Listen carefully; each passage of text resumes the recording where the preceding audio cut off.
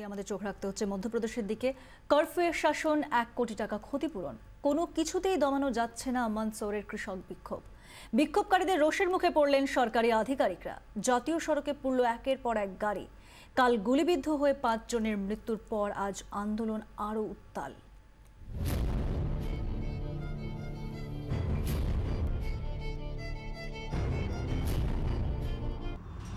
ফসলের সহায়ক মূল্য বাড়াতে হবে, মকুব করতে হবে ঋণ।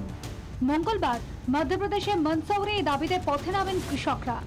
গুলিবিদ্ধ হয়ে বিক্ষোভকারীদের মৃত্যু ঘি ঢেলে দেয় ক্ষোভের আগুনে।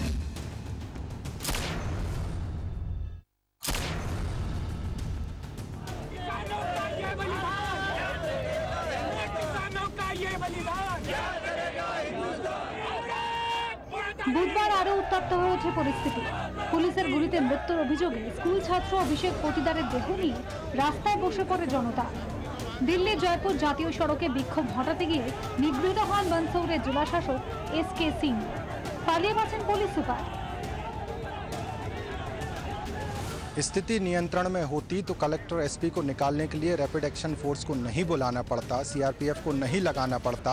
जब वो लोग आए तब वहां से कलेक्टर SP निकल पाए हैं। किसान पहले ही कह चुके हैं वो आंदोलन वापस नहीं लेंगे और तीखा करेंगे। मुआवजे का मरहम 1 करोड़ का काफी नहीं है। एक तरह से हाईवे युद्ध का मैदान हो गया है। टकराव के हालात हैं, स्थिति भयावह हो सकती है। বেলা বাড়তি আরো ঘোরালো হয়ে ওঠে পরিস্থিতি। জাতীয় সড়কে পরপর গাড়িতে আগুন লাগাতে শুরু করেন বিক্ষোভকারীরা। রাস্তা কাটার চেষ্টা হয়, গুড়িয়ে দেওয়া হয় পুলিশের ব্যারিকেড, ছোড়া হয় পাথর। किसानों को फसलों के दाम सही मिल नहीं रहे, इसलिए सरकार से मांग है कि हमारी फसलों के दाम बढ़ाया जाए। आम पब्लिक पे गोली चलाने का अधिकार किसने को दिया? ये आंदोलन चलेगा और हम उग्र पकड़ेगा। মধ্যপ্রদেশের মুখ্যমন্ত্রী শিবরাজ সিং চৌহান শান্তি বজায় রাখার আবেদন জানালেও তাতে কান দেননি বিক্ষোভকারীরা। কংগ্রেসের ডাকা বন্ধে এদিন রাজ্যের বড় বাজারগুলির অধিকাংশই খোলেনি। রাহুল গান্ধীকে ঘটনাস্থলে যেতে বাধা দেওয়া হয় বলে অভিযোগ করে কংগ্রেস। কৃষকদের সঙ্গে দেখা করতে যাওয়ার পথে প্রাক্তন সাংসদ মীনাক্ষী নটরাজনকে আটক করে পুলিশ। ব্যুরো রিপোর্ট, 24 ঘন্টা।